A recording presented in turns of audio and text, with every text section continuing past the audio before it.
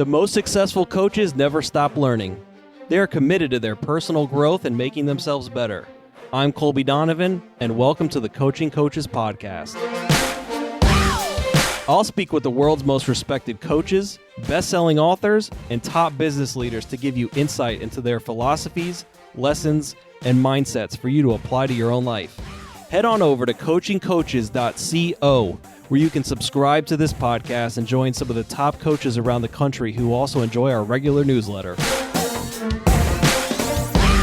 My guest today is Matt McCall, head coach for UMass men's basketball team. Previously, he was the head coach at University of Tennessee, Chattanooga, where he took them to an NCAA tournament in his first year. He also spent years working under Billy Donovan at the University of Florida, where he won 2 national championships while working as director of operations and earned a trip to the 2014 Final Four as an assistant coach. In this episode, we discuss what it was like to spend so many years at Florida, including the back-to-back national championship seasons, what made some of those Florida teams so special, and what his biggest lessons were from learning under Billy Donovan. We also touch on what it was like to go from an assistant coach to a head coach, and what he would do differently looking back on his time as an assistant coach. If you're an assistant coach hoping to make the leap to head coach in the near future, this episode is a must listen. So, Coach, how does a college kid sitting outside University of Florida Athletic Director Jeremy Foley's office in the early 2000s start the journey of becoming the head coach at UMass? Man, it's crazy to even think about even going all the way back to that time period. And I'm forever indebted to Jeremy Foley for where I am today. He's one of my mentors. Obviously him and Coach Donovan, but a tremendous amount. I mean, I'll never forget just kind of sitting there that day, and his secretary was like, "Matt, I don't know when he's going to come back." And I told him what I wanted to do. I had been away for the game for a year and was just a normal student at the University of Florida and tried the whole fraternity thing. That wasn't really my shtick, and really missed the game. And I was like, all right, this is what I want to do. I want to make this my career. How can I go about that? And that was really the conversation, the initial conversation with Jeremy. And then I set up a meeting with the great Donnie Jones, who's now the head coach at Stetson. Again, Donnie was tremendous to me when I first got to Florida, and he was obviously a part of both those national championship teams. And Donnie was like, "Here, this is the route you need to go." We had talked a little bit about being a walk-on, and I had transferred from Stetson, and some of my credits didn't transfer. So to be honest with you, I was academically ineligible to compete, and became a manager. And that was the route that I went. And some of the best times that I've had were when I was a student manager in this business, and I would not trade them for the world. And that's not just because we were winning at a high level, but some of my best friends came about that. Brett Nelson, Matt Bonner, and I became very, very tight. I think Brett Nelson, someone I talk to every single day, who's obviously now the head coach at Holy Cross. So just an unbelievable time and memories that we'll have forever. And so you spend time as a manager, you become a GA, and then Anthony Grant calls you when he gets the VCU job and says he wants you to go with him. And if I look through your bio online, I don't see VCU on there. So what happened with that? Man, that was one of the more challenging experiences that I went through because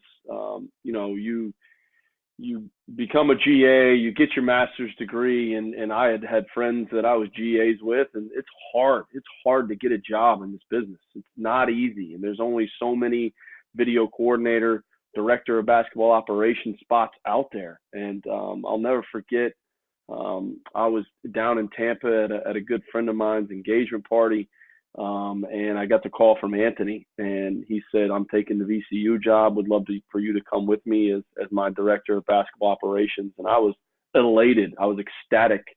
I couldn't be more excited. And I was running around that party, fist pumping. And about 15 minutes later, my phone rings, and it's Coach Donovan. And this engagement party was on this golf course, and I was out in the middle of the night on the golf course taking all these phone calls.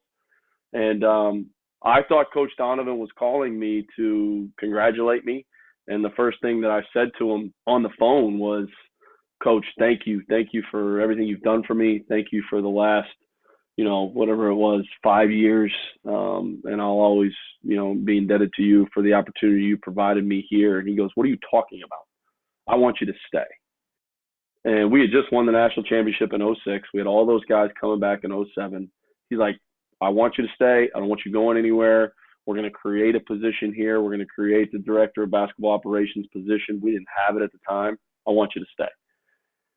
So immediately I go from being excited to now, how am I going to call Anthony Grant and tell Anthony Grant, who's my mentor, who I look up tremendously to, that Coach Donovan's now asking me to stay? That was hard. That was a challenging thing. And then I started going through my head, all right, what's best for my career? And eventually Anthony ended up calling me and kind of saying, hey, man, you got to stay, and we'll be fine. Doesn't affect our relationship. And obviously for me, it was the right decision because it opened up a lot of other doors. And again, Coach Donovan has not steered me wrong in any of his advice he's given me through this whole journey. I want to talk more about that. So obviously you and Coach Donovan have a good relationship, close relationship, and he doesn't keep people around the program just for the sake of it. He obviously saw something in you, and I'll ask you to not be incredibly humble when answering this, but besides the whole basic work hard, get to the office every day, I mean, what did he see in you all along those steps? And I mean, obviously we'll get to it, but you come back, he hires you back as an assistant coach later on too. So what do you think that you were able to do at a young age to earn the trust of him, not only him obviously, but other guys on the staff? Like we talked about, they're names that aren't just nobodies. I mean, Anthony Grant was just coach of the year, Donnie Jones is at Stetson, all these other coaches too. Colby, I think that, and this is advice to any young coach or anybody that's trying to crack into the business. And I've shared this with guys that have asked me about my journey, my route. How did I get to where I am today? I didn't get a full-time position at the University of Florida because I was the best at ordering the gear or keeping the gear organized as a manager, as a GA, or I was the best at, doing travel or whatever it was. You just got to treat people the right way. That's the bottom line. And the relationship piece from the head coach to the assistant coaches to the secretary to the trainer to the strength coach, how does everybody within the program feel about you? Are you genuine? Do you genuinely care about everyone in the program? Do you treat people the right way? That's what Coach Donovan does. He treats everyone within the program the right way. I think that he saw that within me. Those relationships with those people, Tracy Paff, Duke Warner, I still talk to those guys twice a week, because of our relationships that we had while we were there. So I think that Colby is just a huge piece of it for any young coach.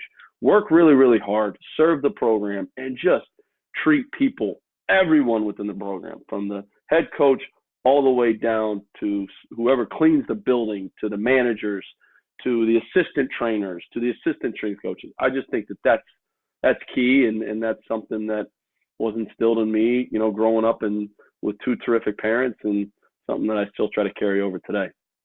So then you get to go on, I mean, I would say one of, people can't see, but you've got the national championship picture in the background behind you. I mean, you get to go on one of the best rides in college sports history in 2006-07 with the back-to-back national championship teams. Talk about that and kind of what made those teams so special. Someone was asking me the other day on an interview or a podcast, and we were talking about those 2006-07 teams, and then we were talking about, Colby, the team that you were a part of in 2014, right? Two completely different teams. Obviously, one won two national championships. We lost in the Final Four to a terrific UConn team in 2014, but you look at it, and culturally, that was where those teams were so strong. The first group with Noah, Horford, Brewer, Green, that bond that those four had was built and started and happened organically in their dorm room when they got to campus, right? And then you had terrific players in David Lee, Anthony Roberson, and Matt Walsh that left the program. And that bond that those guys created that year was so, so strong. throw in a completely humble human being and Lee Humphrey into that mix with great guys coming off the bench like Chris Richard and Walter Hodge. That group, that bond, that culture that they had really happened organically, and that started in that dorm room. Fast forward to 2014, just go back and think about all the meetings and how Coach Donovan did a tremendous job in building and connecting that team to get to the point where they had lost in the Elite Eight 3 straight years to bust through and get to the Final Four. I was able to see it from both different ways. But you talk about the 06-07 group, and you talk about just the journey and the bonds, and you can pick up the telephone right now, and Horford would pick up, Noah would pick up, Green I talk to on a regular basis, you know, all those guys. I mean, we were back together, I guess it was like 4 or 5 years ago for the 10-year reunion, and it's just the relationship piece of it. You know, it was pretty cool to see those 3 guys in the bubble hanging out, you know, Brewer, Noah, and Horford, and just to continue to see how close they are. It's special. And, you know, there's a reason why we won. I look at that 14 team, and, you know, Mark Dagnall was on that staff. Mark got married last summer. And just the people that showed up to Mark's wedding, from Jeremy Foley, the athletic director, to Duke Werner, the trainer, to Tracy Paff, the administrative assistant, to the strength coach in Preston Green. I was there, you know, as one of the assistant coaches. Oliver Winterbone was our video guy. He was there. Coach Donovan and his wife were there. There's a reason why we won, because of the connectedness that even that staff had. I think that's important. Yeah, and I take away from that too. You say connected, talking about both the 2014 team and the 2014 staff. Both were super connected. I know that was a big focus of Coach Donovan that year. It's huge. I'm a big fan of Ben Horowitz's book, What You Do Is Who You Are, that it's virtues over values, and the actions are more important than just saying we're connected and it's a culture. I mean, are there examples both from 06-07 and 2014? You can think of times that were just exemplary examples of guys sacrificing for each other or getting through a hard time to push through? Yeah, you know, I even think that just the beginning of 14, right? We had some guys that were suspended. You know, we go up to Wisconsin with a very limited roster. My guy, Jake the Snake, who's on my staff now, I think he may even started in that game as a walk-on and, you know, tried to contest the shot from Jackson, and Jackson made the shot over his hand for us to lose the game. We go to UConn. Now we've got everybody back. We're up 1. Shabazz Napier shoots an air ball. The ball gets tipped back to the free throw line where Shabazz drills a shot. So there was some times there where there was some difficult conversations. There was conversations where it was open, it was honest. We're getting everybody back on the same page. I think that you go back to 07. There was a stretch there in 07 where, you know, Joe Kim had all his pressure on him, right? The weight of the world was on his shoulders because of what he had done in 06. He could have come out, he'd been the number 1 pick in the draft. Came back, every arena he went in, the guy couldn't walk to class without getting completely surrounded for autographs and pictures and everything. And that was a lot for Joe to deal with. We went on a stretch there where we lost 3 games on the row. We got our butts whipped at Tennessee. We lost at Vanderbilt, and they took it to us pretty good in that game. And there was just this stretch where there was a 3-game deal there where we weren't playing very good basketball. And again, open, honest conversations, teammates talking and opening up, talking to Joe Kim about getting his joy back. You look at those 2 examples, and it's so important, not just for a head coach to be up there talking to the team, but to get your guys to open up and be honest. That brings that connection together to be able to go off and do what we did. Were there older guys on the 06-07 teams that saw, you know, guys like Joe Kim Mao, Corey Brewer, Torian Green come in and, you know, obviously all of them start. I don't know if they start at the beginning of the year, but I mean, you've got a group of sophomores coming in who hadn't really done much before that, and then go on a run of wins to start the season. How did older guys handle it that year, and how did Coach Donovan balance that if there was any tension? I think that's a great point, Colby. Adrian Moss, who was a good friend of mine, he was actually my roommate on the road that year. I was a GA at the time. Moss was a fifth-year senior. Me and Moss were the same age. Moss had redshirted. And I think, Adrian, his college career started with Udonis Haslam and Matt Bonner, okay? And that was my first year with the team as well. Me and Moss came in together. Moss redshirted. Udonis left.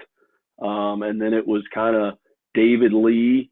Bonner left the following year, so then it was David Lee. We had Bonell Colas. Adrian Moss was in the front court, and then Chris Richard came through the door, and then it was Noah and Horford. And there was no question there was an adjustment period that for those older guys, because Noah and Horford immediately got injected into the starting lineup as sophomores, and they earned it. And, again, open, honest conversations in the locker room between guys, connecting guys and understanding why this person's starting or this guy's getting that many minutes. I think it was a struggle at first for Adrian. I think Adrian would probably even tell you that. And then fast forward 3-4 months later, he's the guy that's holding the trophy up and shaking the president of the United States' hands, But again, another great guy that got bought in. But yeah, it's difficult anytime young guys come in and are starting over you or get picked in the lineup ahead of you. I think that there's no question it's a challenge. I want to touch on Florida a couple more minutes before we kind of dive into your career path post-Florida in 2015.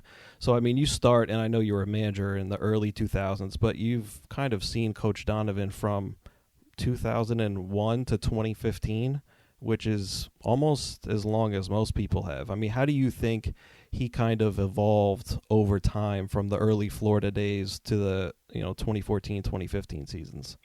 I just think, and listen, I was 19 years old, right? And just completely focused on immersing yourself in the job, being a manager. What does the coaches want? Weren't really privy to the team meetings in the locker room or in the film room. That didn't come until I became a GA and stuff. So I missed out on some of those conversations and meetings in the early 2000s. But would be in the locker room after the games, would be, obviously on the floor, huddles and practice and different things like that. I think that when I first got there, the culture from what he had created with bringing in Mike Miller, Brett Nelson, Justin Hamilton, that whole group was really established, and they had already gotten to a Final Four and had a lot of success. I think that he was this relentless recruiter where the rules were different. You could spend so much time. In July, you didn't have to go sit in Las Vegas. You could go to someone's hometown and basically follow someone around the whole day while they worked out. So this relentless recruiter, I felt like as I saw him kind of transition through those 14, 15 years, whatever it was, obviously he had the magic deal that was injected in there after the 07 season, then to come back in 08. I left in 09 and went to Florida Atlantic.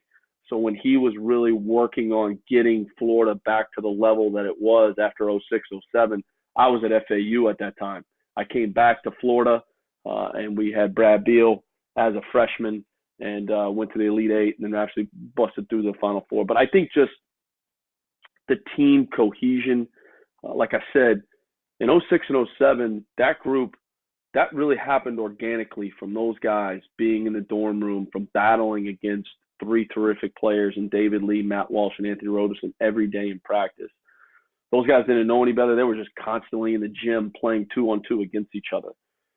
To then see in 14 how much time Coach spent on getting that team connected. I think that's where I really, the mental aspect, culturally, that piece of it, I think that I didn't really see that early on when I got to Florida, but by the end, that became even more important than how we were guarding pick and rolls, and I think that's somehow, how Coach grew and developed through that time. Are there any other lessons? I mean, we talked about some of the guys you were on staff with at Florida: Anthony Grant, Rob Lanier, Donnie Jones, Larry Shyatt, Mark Dagnall, Oliver Winterbone, John Pelfrey, yada yada yada. I mean, it's an absolutely ridiculous list when you go through Norm everyone. Roberts was in there too. Exactly. Yeah. So I mean, are there any? I mean, obviously, I'm sure you learned a lot from all of them. But is there any one or two takeaways where you say, "Listen, what I saw from this guy has had a huge impact on me that I think about a lot." I think Anthony, Pell, Rob Lanier, Larry Shyatt, Donnie, Norm, all those guys. I got back to Florida. Norm Roberts was there, and John Pelfrey were there as assistants. So I had already been an assistant coach. But Colby, when I was a manager and a GA, and I would watch those guys in front of the team in scouting, I would take notes in just their presence in front of the team when they were presenting what the other team was going to do. When I got hired at FAU, I felt 100% completely prepared to go down there and be an assistant coach. I would listen in on recruiting phone calls. I would be a part of the visits to see how things would go when you bring kids on campus.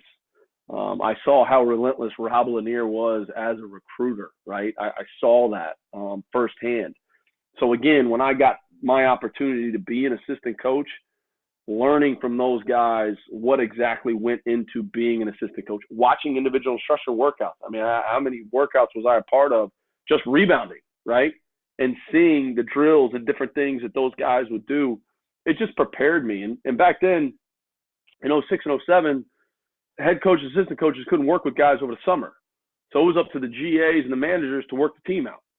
So that's really kind of how I got my start as a quote-unquote coach, was working out Joe Kim, Al, Mo Spates, Brewer, all those guys. So when I got the opportunity to go to FAU, I felt 100% prepared. And I take away from you saying that too is not only were you just there, but you weren't passively learning. You're taking notes, so when the job comes, you're prepared to handle it. I'll never forget. I wish, Colby, I had done this too when I was a GA and an ops guy. When I got back to Florida, my first team meeting, I walked into the film room, and Mark Dagnall was there. I think at the time he was a GA, but he was, obviously we know Mark was way more than that. And you could see the relationship in the year that he had been there that he had already established with Coach Donovan. But I would see Mark always writing everything down in the film room. And I would ask him, we had a good enough relationship. And he's like, yeah, I just, want to jot down what Coach is saying. So I started doing the same thing. And I have at least 15 of these books just from my time at Florida. And it's carried over to when I become a head coach. I still write everything down. My staff makes fun of me because, everything can go in our devices, right? But I like writing it all down. But it started when I was at Florida.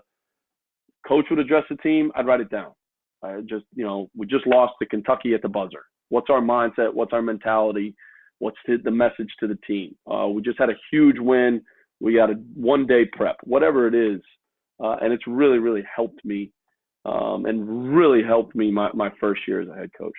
So are you going back to those notes from Coach Donovan over time and thinking, okay, we lost a close game last night. Let me see what Coach Donovan said in the room after we lost a close game to UConn when Shabazz Napier hits a game winner in 2014, or how are you kind of utilizing those old notes?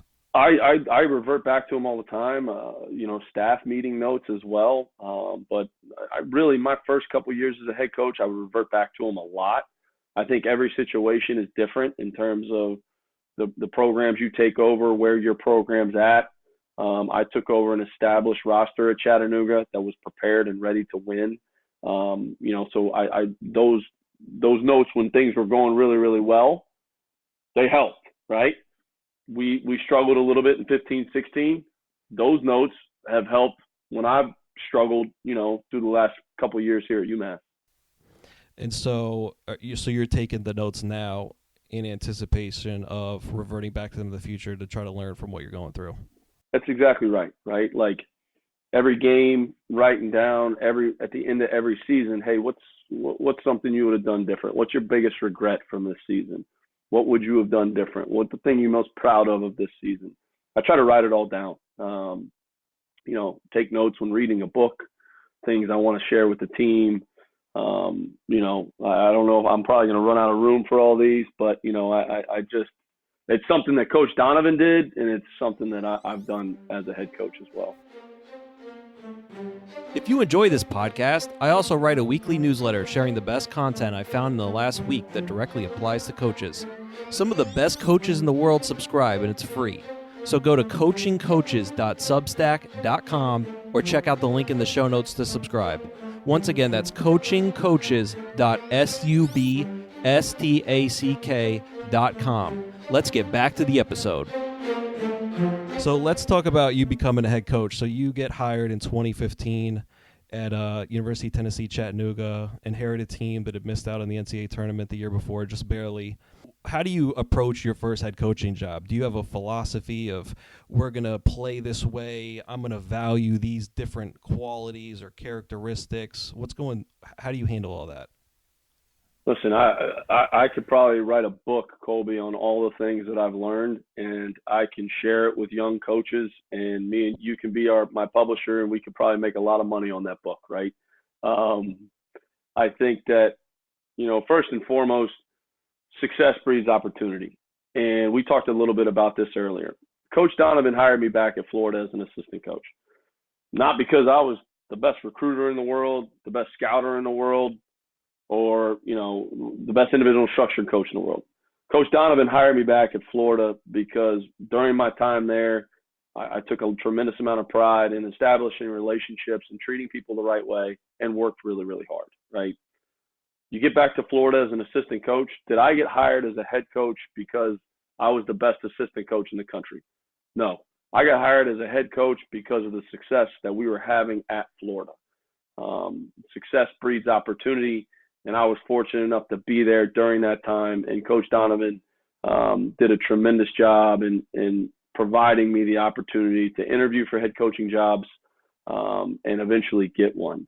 That year in 13, 14, after that season, I had interviewed for 3 or 4 different jobs to become a head coach. And Coach Donovan really wasn't that high on any of them and was very open, was very honest with me. And then the Chattanooga thing happened in 15, 16, or after the 14, 15 season.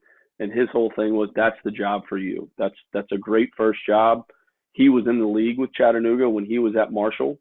And it went pretty fast. I interviewed in Atlanta. I'll never forget, I flew from Atlanta to St. Louis to meet Coach Donovan to recruit. We were going out there to see Tyler Cook, who ended up having a great career at Iowa. We met with Tyler and his family. We jumped on the school plane to head back to Gainesville, and Coach Donovan was already starting to build my staff. He was convinced I was going to get the job.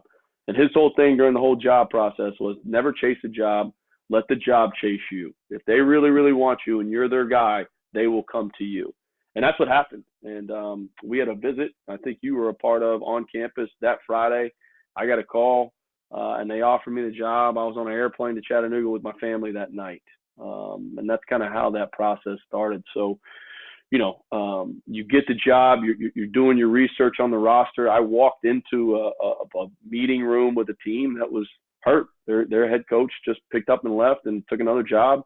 I'm sure that was a very difficult conversation for that coach to have with them. So they're hurt. And it's immediately, I knew we had a veteran team. I knew we had older guys. I just walked in there and said, guys, I'm here to help.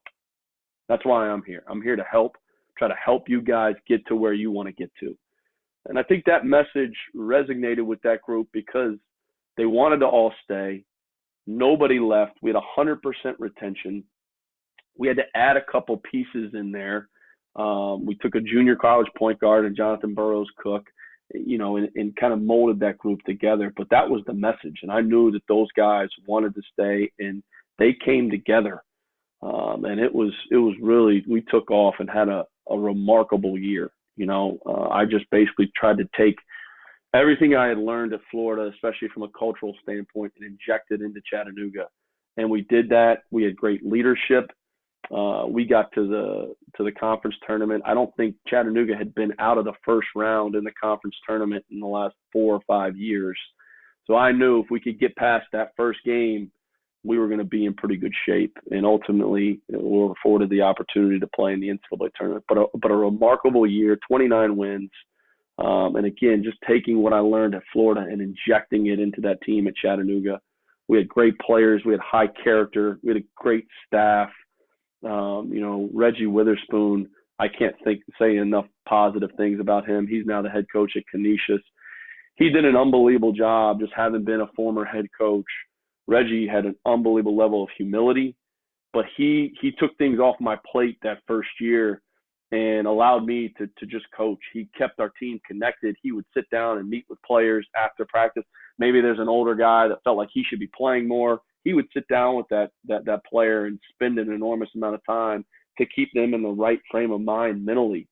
And it just really, really helped. We went through the guy that was leading us in points, rebounds, and assists dislocated his ankle the day before we were supposed to play Dayton at Dayton. And Reggie kind of helped me manage that whole situation and keep our team connected. And we ended up winning that game the next day. And it was just a remarkable year.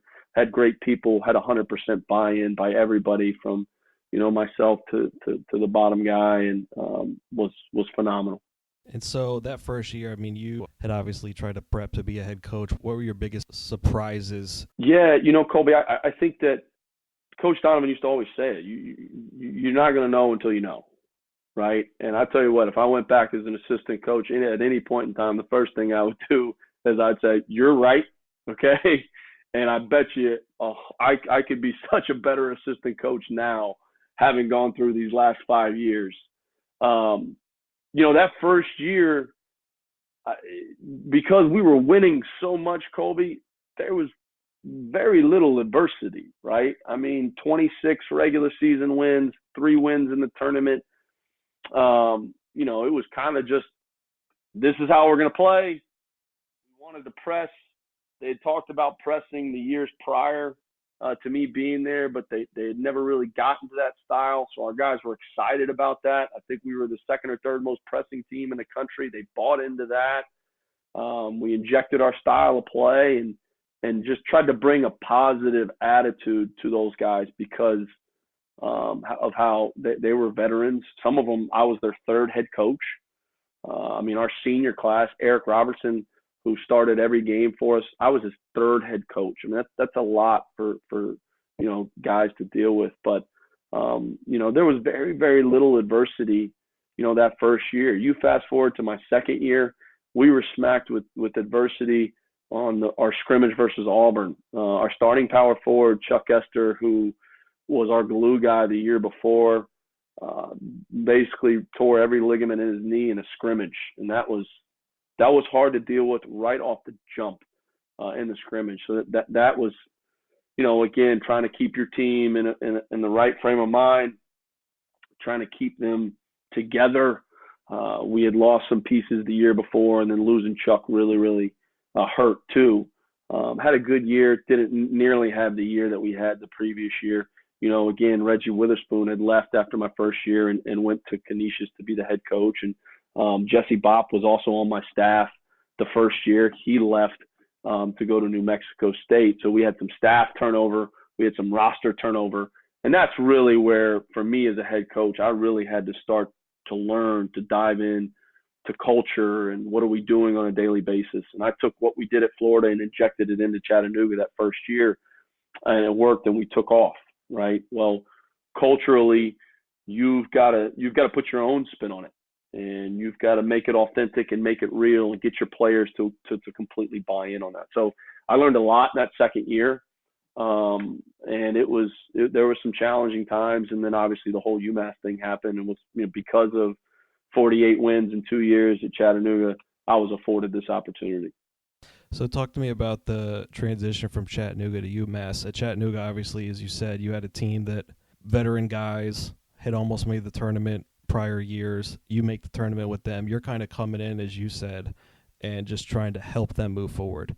Then you enter to UMass, and you've got a program that's not been able to go to almost make the tournament in recent years, and they hadn't experienced that level of success, I guess, that Chattanooga has. So how do you adjust your mindset approaching the UMass job from the Chattanooga job? It was completely different, Colby. It was And there's no question I made some mistakes, especially early, especially in my first year here at UMass. But it was two completely different situations. One situation, like you said, the coach got elevated, right? He left from Chattanooga to VCU. Here, the coach got let go. A coach that I think in 2014 they had a tremendous year and went to the NCAA tournament. But people don't realize when I got here, UMass had been to one tournament in the last 21 years. Everyone talks about the 90s with Calipari, who did a tremendous job. They're constantly in the tournament. They bust through, make the Final Four with Camby and Weeks, and Padilla and Travioso and that whole group. But one tournament in really 21 years. So it was different. It was a challenge, just even coming through the door, trying to get all the players at the same team meeting, because I think there had been some trust broken down with them. I was the second guy that was hired, right? They let the coach go. They hired someone else. He stayed for a couple days and left. So just trust with the players was really, really broken down, so even getting in there, it was like a revolving door. I was handing out releases left and right? And ended up keeping a core group of players, and we overachieved, to be honest, in my first year. And I think I even tricked myself to feel like we were in a better spot. We were in a better spot culturally, because we beat Dayton twice. We beat Georgia. We beat Providence. So we had won some games that we shouldn't have won, or people didn't think we were going to win. So we overachieved. And culturally, we were not where we needed to be going into my second year here. I could feel it early on, and we ended up winning less games my second year than we did my first year. And normally it's the opposite, right? You take over a job, there's a lot of roster turnover. You win 7-8 games, and then the next year you build upon that, and the next year you build upon that, and you build upon that. That wasn't the case for me. And I think some mistakes just culturally of where they're at or where we were at. I think we all got tricked just because we won a couple games. And if anything, I think the amount of time for young coaches that you can spend on studying culture, that you can spend, how do you want your culture to look? How are you going to recruit to your culture? Those things are vital. It's not just about how you're going to play on defense, how you're going to guard pick and rolls, what are you going to run on offense, all that stuff. That stuff's the easy part to me of coaching. The instilling of your culture, the getting everyone to buy in to your culture, that's what you have to spend even more time on. Your first year you take over a job, especially a job that's in a rebuild situation, and going into your second year. And you can't sacrifice anything just for the ball going in the basket. You can't, because you'll set yourself back. So studying that culture, there's a great book, Legacy by James Kerr. Talk about the All Blacks, the Australian rugby team, and the New Zealand rugby team, and just building that culture. That's where it starts. And if I could go back 5-6 years as an assistant coach, Florida's culture was established. That got established in 1995, 1996, 1997 when Coach Donovan got the job. We're going to play this way, but this is how we're going to work. This is what we're going to recruit to. We're going to recruit the character piece to be able to win championships. So while I was there, I was adding to it, right? I was adding to it with my work ethic, how we're treating people every day. I was adding to that. But the studying of it, to me, is where young coaches need to dive in right now. So when you get an opportunity, you're fortunate enough to become a head coach, that needs to be the most important thing your first 2 years. I think people listening will obviously get this from hearing you, but I read that you said after your first 2 years at UMass, it's been the most challenging 2 years of your life. How do you, and then you're faced with tough staff changes, and how do you handle the stress of being basically the CEO of the program and making those tough changes and not having the success that you probably hoped you would have had? Well, I think the first part of the question, Colby, I've sought out advice. And, our hockey program, They hired a coach the year before I got here, and I think his first year they won 6 games. His name's Greg Carvel, 6 or 7 games, whatever it was. The second year they showed tremendous progress. They win 16, 17. They advanced to the Hockey East playoffs, and then his third year they played for the national championship. Different sport, totally agree. But obviously the formula for what he was doing was working. He had a sports psychologist / leadership consultant that he dealt with on a daily basis.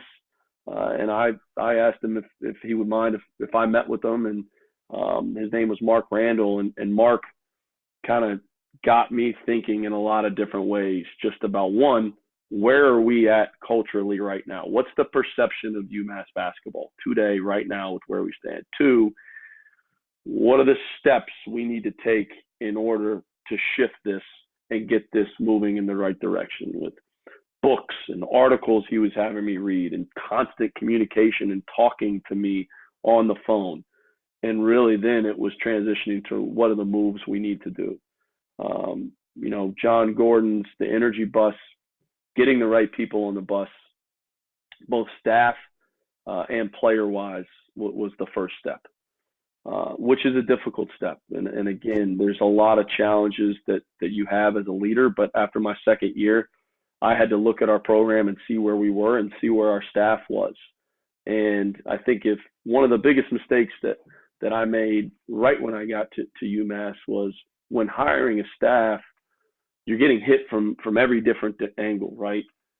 But you got to do first what's best for UMass basketball, what's best for UMass right now today, and 2, what's the best fit for my leadership style as a head coach.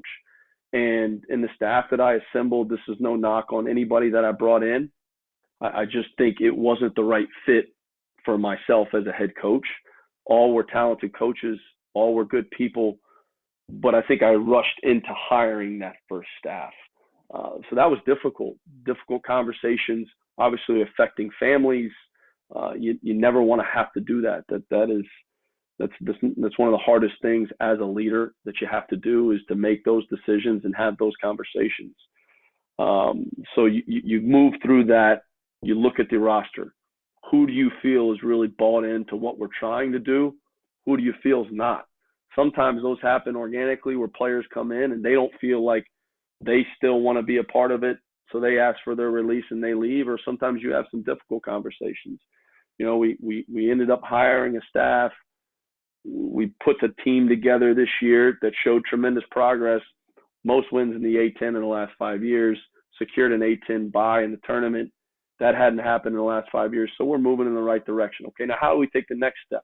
Again, personnel-wise, team-wise, who's 100% bought in, who's maybe on the fence, and having those conversations to be able to take the next step. And our program right now, Colby, I'll tell you, is in a good as place as it's been since I've been here. And there's a tremendous level of excitement. And I think even on the outside looking in, perception of UMass basketball is starting to shift. Were there any other books or articles that Mark Randall had you read besides Energy Bus and Legacy that you'd recommend? I mean, those were the two main ones. We continue to revert back. There's a tremendous amount of articles that he's had me read. I think The Value of You was a great book. I think Christopher Connors wrote that. Right now, I'm actually reading Ego is the Enemy, which is by Ryan Holiday. I know has written a number of different books. This one's great. Just talking about ego and different things like that. So it's how I try to start my day, Colby. I try to get to the office and shut my door for the first 20, 25 minutes and read something. And out of what I read, I try to jot down some notes and learn from it and be able to revert back to them. How do you handle the stress of that job, being the leader of the program, making tough decisions and handling tough times? Yeah, Colby, I think even just the decisions and going through those 2 years, I think even going home and myself as a father and a husband and seeing my kids react to my emotions and the things that I was going through at work, I think were probably the most difficult times for me. Them wondering what was wrong with me. All they wanted to do was play and have fun and get the joyful dad back. And that's kind of when I started to think about my leadership style and when I'm the most effective on the floor or in the office during a game.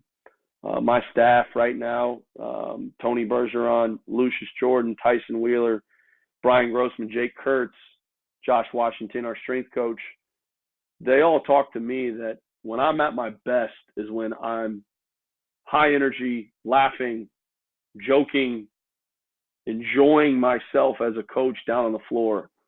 And our players can feel that, right?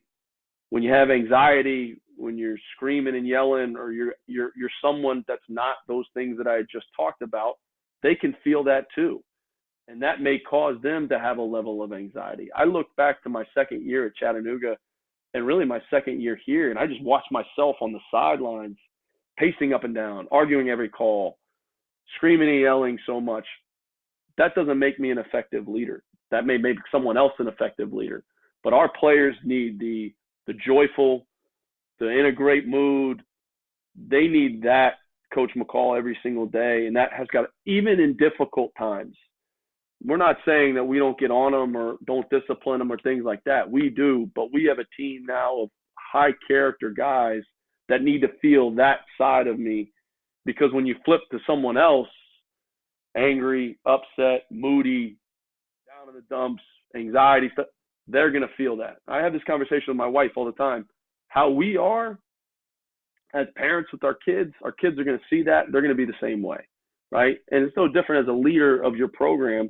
If you're low energy, down in the dumps, why would your players not, or your staff not be the same way? And I think that that's one of the biggest things, Colby, that I've learned is being very, very mindful of the type of vibe I'm giving off each and every day.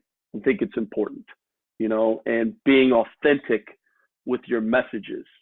Something that I started last year that I've continued on to this year. I meet with every single player and every single staff member. Okay, I meet with every single player every week, once a week individually.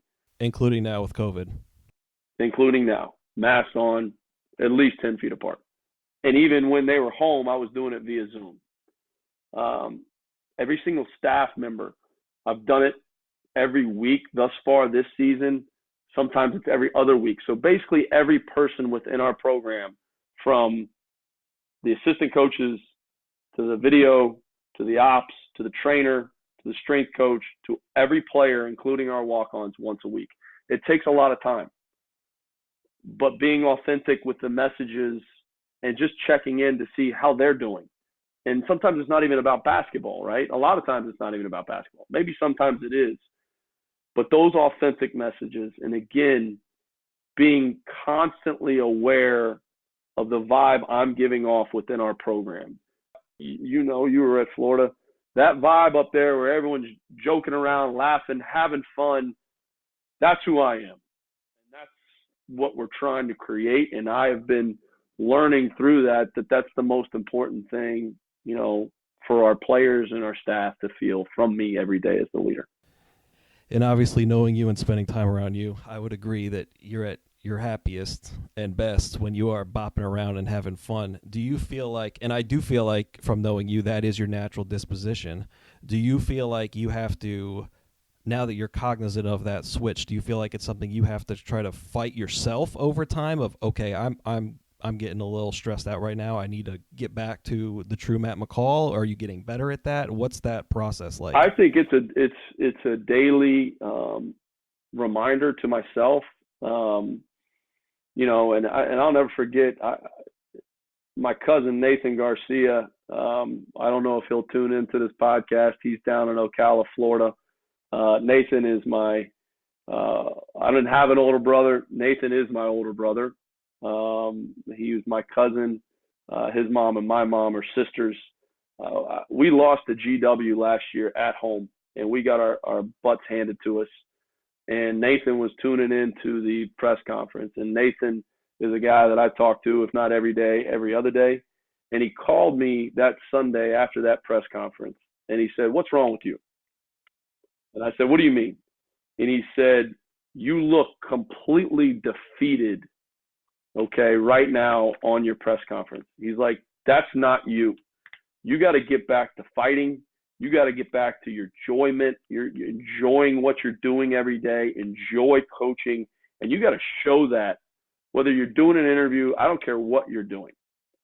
And that really resonated with me, that my cousin, my brother, who I'm closer to, my wife, and then him, right, said that to me. And ever since that day, that message that he gave me that day, I've been very, very, it was a teaching moment for me. I've been very conscious of it. I've been very conscious of it with our players, with our staff as well. But Nathan said to me, much like Coach Donovan said to Joe Kim Noah in 2007, you got to get your joy back. Because I can tell right now you're not having any fun. And you need to get back to having fun and stop putting so much pressure on yourself every single day. Enjoy what you're doing and keep fighting and keep throwing punches, because that's how you've gotten yourself to where you are today. So that advice by my man Nathan Garcia and his deep, deep, deep Southern accent has resonated in something I think about every single day. And then you talk about spending time with your wife and your daughters and trying to not come off that way with them. I mean, how do you both do that? And then how do you try to handle, obviously, wanting to spend time with your wife and your daughters while also basically being the CEO of a huge program and making big decisions and carrying a lot on your shoulders day to day?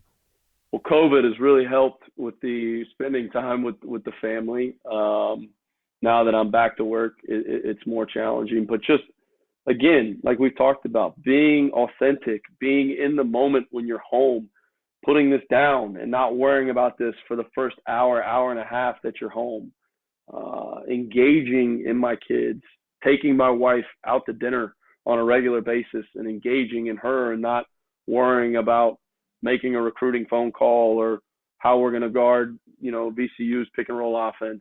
Just being authentic and being real. As my kids get older, they're watching every move. Like I said earlier, how we act, they'll act. So you just have to be mindful of it and just really be in the moment, be present with them when you're home. It's hard. It's a challenge. It's not easy. But, taking an extra 20 minutes in the morning to sit down and eat breakfast and not rush to the office every single day. Just little things like that is what I try to do.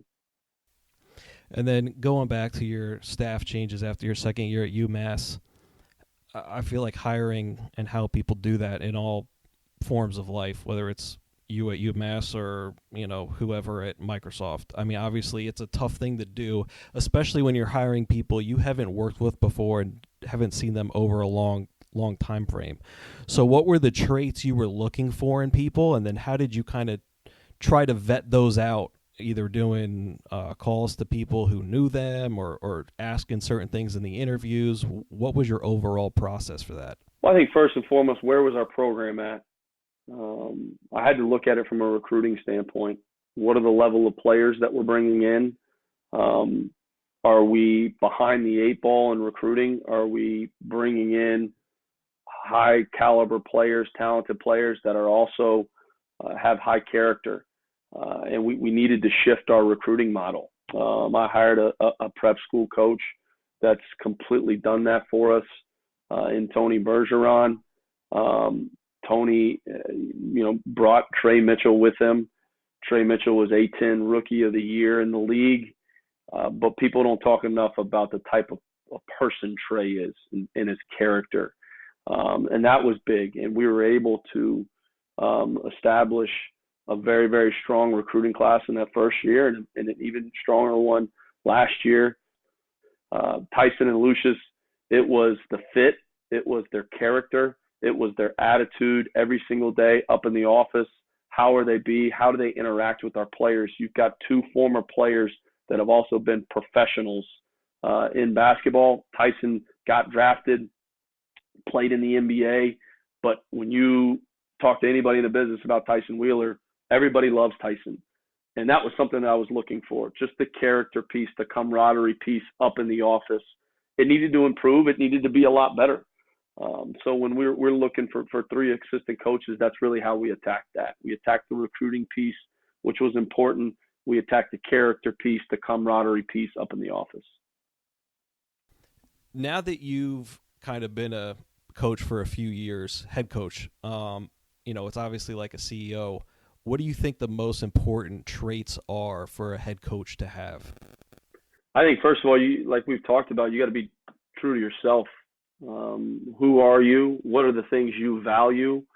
How do you want to operate every single day? Like the Flying Coach podcast with Steve Kerr, like we just talked about, he values joy. And you can see when Steph Curry plays the game, he plays with a tremendous amount of joy. So I think just the values that you want to bring every day, you personally, right? Like I'm energetic, I'm passionate about what I do. I think that injecting those types of things into our program every day are very, very important. We talk all the time about having a positive attitude. We want our players to have a positive attitude. We want them to have a tremendous amount of commitment to what we do every day, and we want them to do it with great effort. I think that those things and those values are the things that I value as well. I think you gotta be who you are. You can't try to be anybody else. If who you are is a coach that is going to be a positive coach, that's going to point out when things are going wrong or guys are doing things wrong, but don't do it in a way that takes away from who you are. You can't be a guy that's going to scream and yell and jump up and down and then try to be a guy that's going to be positive. You got to be who you are, because if you're not authentic, if you're not real, your players are going to feel that. I think that that's the biggest thing and the biggest piece of advice that I could give. And then you talked before about, man, if you could go back to assistant coach, what you would do differently. I want to tease out 2 things. So one, what do you think you would have done differently as an assistant, more or less, to help the program at Florida? And then what would you have done differently to try to better prepare yourself to be a head coach, with hindsight being 2020? I think the first thing is you know, and this even goes back to just my first assistant job. Like everyone would talk about, the way you advance yourself in this business is you get players, you got to get players, got to recruit, got to get players. Well, yes, players are important, but getting the right players is even more important. Who can the head coach coach? Who does he do well with? Who does he struggle with? And identifying those things and vetting that out in the recruiting process. I think my staff, for me now, does a tremendous job of that. Who does coach do well coaching? Who does coach struggle coaching? And vetting that out. I think that piece of it is huge.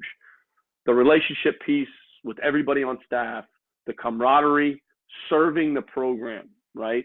And really, as an assistant coach, doing everything you can to take things off the head coach's plate. Don't add things onto his desk. Take things off, right? And I think that you go back after being a head coach, after going through certain experiences, you'll have a better understanding of how to do that. I think that's something that resonates. Looking back, would there be different things you could have done or wish you would have done to try to prepare yourself better to handle the culture piece off the bat?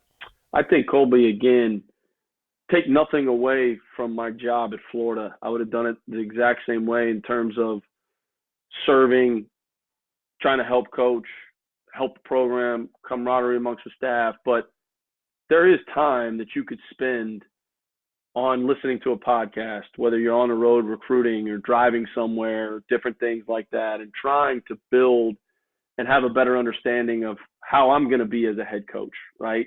I see how a future Hall of Famer, one of the best college basketball coaches, one of the best coaches of all time, did it. I had a front row seat. I watched it, right? But Coach Donovan is Coach Donovan.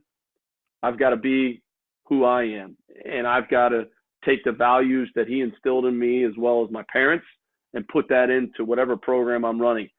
But he is so effective at running his program the way he does. I have to be the same way, but do it with who I am as a person.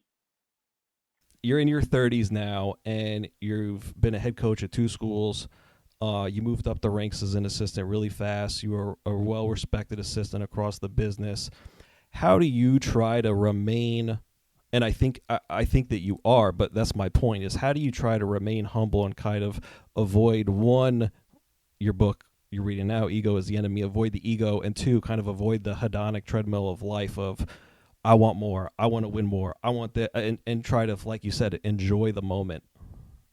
You got to keep things in perspective, okay? And I think that one of the things that people always say, well, what did you take from Coach Donovan? I take his level of humility, right? If you ran into Coach Donovan in the hallway or in the grocery store and you said something to him, not knowing him, Colby, not having worked with him, he's going to stop and take the time to talk to you. If you personally, Colby, needed something right now and you called him, he's going to drop what he's doing to try and help you. He's got that level of humility. I think for me, it's just keeping things in perspective, right?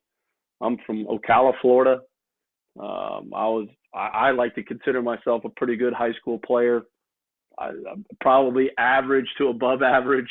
Going to go to Stetson as a preferred walk-on. Became a student manager at Florida where I was wiping up sweat, handing out water bottles, washing towels, doing the laundry, sweeping the floor.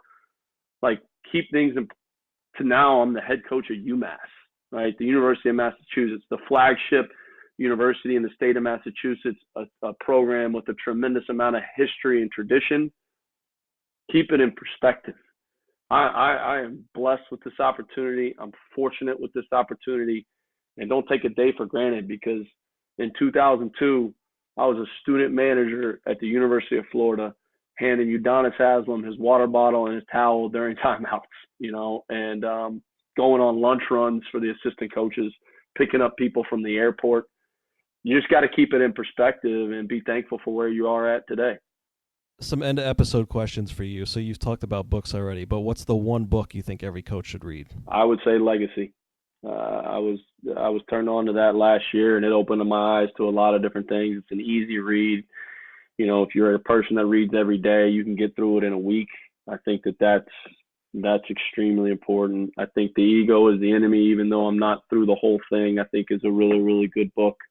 My man Bob Pozotic turned me on to that, also former manager at the University of Florida. I think that's a good one. I think The Value of You by Chris Connors is another good one. Who you are, what you do is who you are. I read that one earlier this year. You had mentioned that one earlier, but I would start with Legacy if you haven't read it, especially as an assistant coach trying to become a head coach. That would be somewhere I would start. Who's the one person you'd want to hear on this podcast? Billy Donovan. What's one area you're looking to improve in over the next year?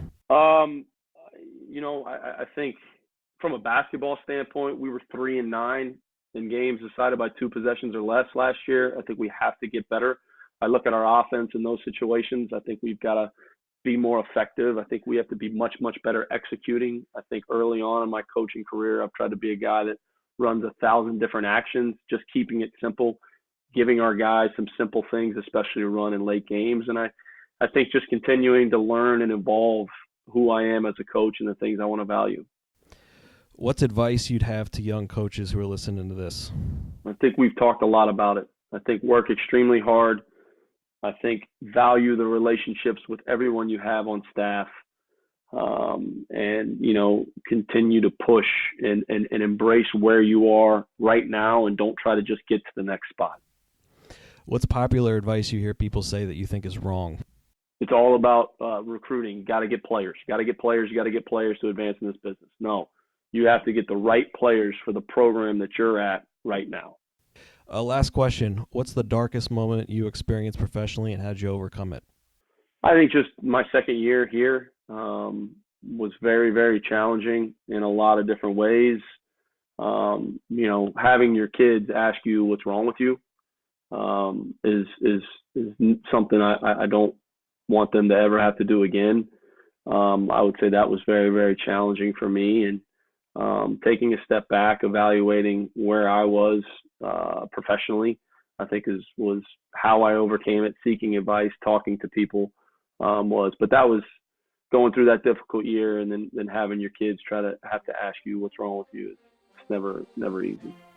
Yeah, I appreciate you sharing. Yeah, man. All right, Coach. Thanks a lot. I appreciate it. You've been listening to the Coaching Coaches Podcast.